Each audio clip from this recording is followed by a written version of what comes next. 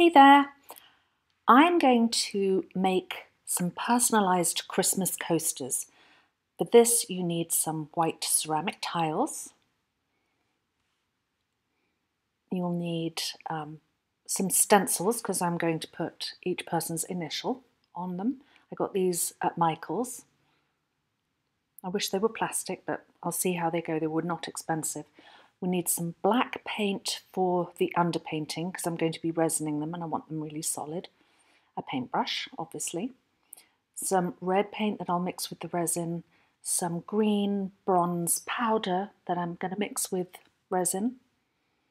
And some glitter to make it even more Christmassy.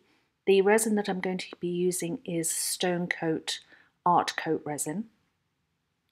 It's heat resistant, and you need some cork backing for each coaster. So that's essential so you don't scratch the surface. And masking tape to mask the back. I use duct tape because I feel like it keeps the resin out better. So right now I am going to start masking them and then I'll be back to you.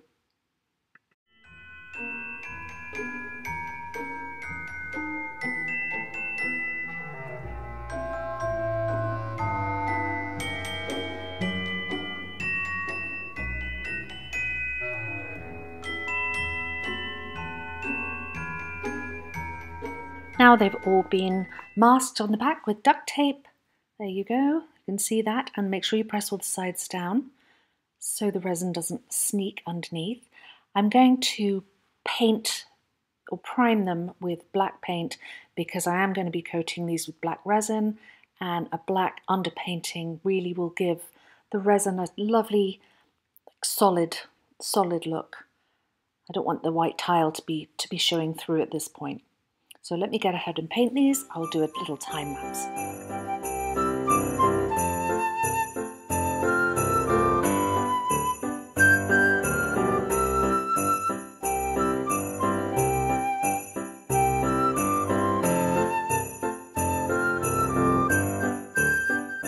So now it's the next day and the acrylic paint for the underpainting has completely dried. For the purpose of this tutorial though, I'm only going to demonstrate on 4 of these ceramic coasters. Okay, first of all, I do want to apologize for the bad lighting. As I said, it's been gloomy here. It's been raining for 2 days, even though the fall colors are absolutely stunning. So, and I decided to change the camera angle, so I hope it's all going to work for you. I've mixed the resin 1:1, and remember this is Stone Coat Art Coat resin, and I am mixing the black, which I'm going to put on. When you see me put it on these ceramic tiles, it's going to kind of look a bit grey, but that's because I've mixed it with a bit of Floetrol as well, and the Floetrol disappears. I like using acrylic paint when I mix it with resin because it's just beautifully opaque. So now I'm going to apply just the black resin initially to each of the coasters, just giving it a good old stir. So we're going to have the black resin, and then this is Tiranti bronze green. I've had this powder for about 25 years, so I really don't even think it exists anymore. And then also cadmium red hue acrylic paint. And remember, you only need 1 part tint to 10 parts resin. Otherwise, it's really not going to dry that well. Sometimes it dries, sometimes it just dries ugly. If it dries ugly, you can just sand it down a bit and put a second coat on, and that usually resolves the problem. I think I've got a little bit too much red paint in here versus the resin, but I'm not too worried about it because this is going to be like a 3-step process, and I want these coasters to be kind of like elegant, chic, not too much colour anyway. The majority is going to be a black background. I'm going to add the black now and just spread it around a bit. As you can see, it kind of looks a little bit grey, but it's not going to dry like that. It'll dry jet black. Trust me. Trust me. I'm a resin artist, not a doctor. And I think I've just mixed up a perfect amount of resin. So I'm going to take this green bronze, which is beautifully metallic, and I don't need a lot. I'm just going to sprinkle some strings of the resin, the tinted green resin, over the tile. And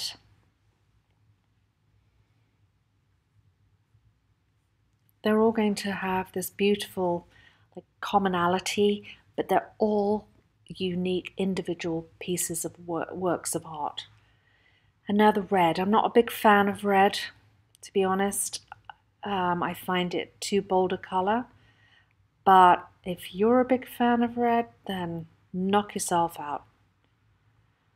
I just love the holiday colours, and I want these to be chic, elegant, subtle.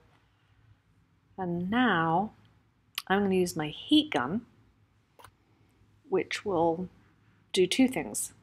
This is going to pop the air bubbles, and it's going to make the resin a lot more fluid, which means that I will be able to move the resin around more in the coasters. And also when heat hits metallic, like the metallic powder that's in the green resin, it kind of changes it. So you'll see at the end, when I bring you down for a closer look, how dynamic the green colour looks. And I think I'm probably going to add a little bit of glitter to the red as well. So I'm just going to keep moving this around. You can see it's getting a lot more fluid. Hopefully I'm not going to burn my plastic sheet too much. Oh, there it goes, but nah, never mind. Didn't think I would, but it's actually really a gorgeous contrast. Well, green and red are contrasting colours, so they marry very well. Just do a little swirl here. I'm going to get my straw one more time, give it another blow. Blow it up, see if I can do a little rosette there. Here we are on the next day, and I don't know if you can see there is a little bit of pitting on the red, which I thought might happen because I had too much red paint to resin, but that doesn't matter because I, at the end, will be putting a clear flood coat over all the coasters anyway. So now I have to decide which of the lettering that I want to use. They're both from Michaels. This one is Martha Stewart and this one is Craft Smart. I think these big capital letters are really going to be way too big. They're almost the size of the coaster. So I think I can safely eliminate those from my choice. My preference is actually the Martha Stewart ones, but I'm even thinking these might be a little bit big, but I'll try them on 4 of the coasters, and if I think they're too big, then I'll just remake them all with smaller letter stencils if I can find any.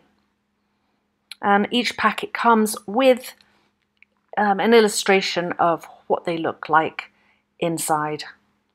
So now I'm going to go ahead and decorate.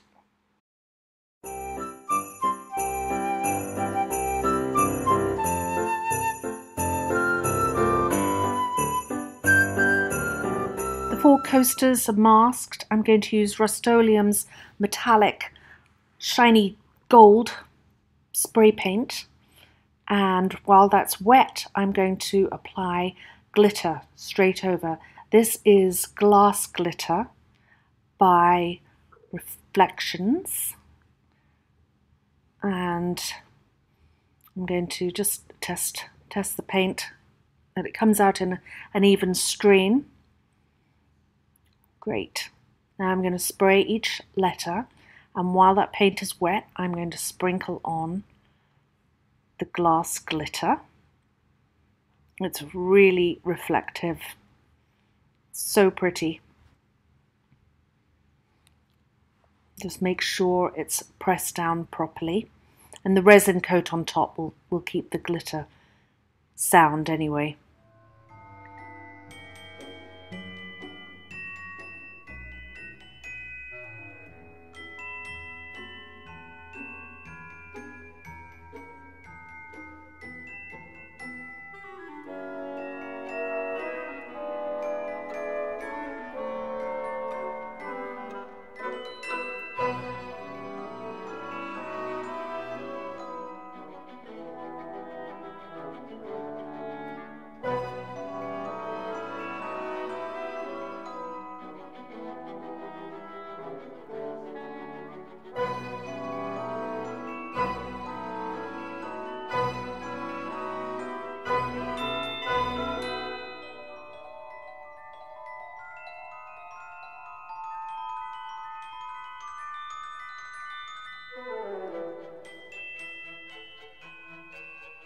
All four are dry now.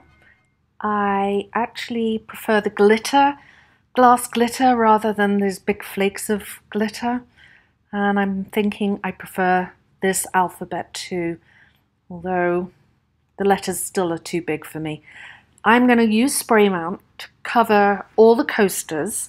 This will make sure that all the glitter and glass are completely kept in place for when I put the final flood coat of resin on top. So I'm going to spray that and really do this in a ventilated area because it's pretty nasty stuff. Anyway, that's made them all dull, which is fine because I'm going to now mix my resin and cover the top of those. As I put the coat of resin, you can see immediately they're all going to be beautifully shiny again.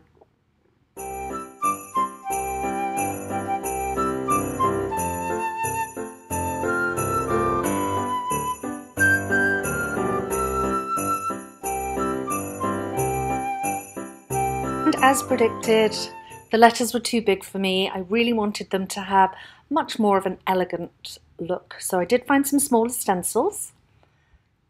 And the process is exactly the same as with the big lettering. Spray paint gold and then add the glass glitter on top. So exactly the same. And I added some glitter, red glitter, onto the coasters. I don't know if you can see that. The lighting's not terribly good today. I'll hold this one up. Maybe that's better. Yes, there you go. And I also added some gold paint in them. So they're red, green, and gold. I made 15 of them, all with monograms of the first initial of some of my friends who will be at the luncheon. And these are just a little extra table gift for them for our Christmas Grinch lunchtime. And thank you so much for watching. I hope you all have a wonderful and safe holiday season. Please don't forget to check out all the links below.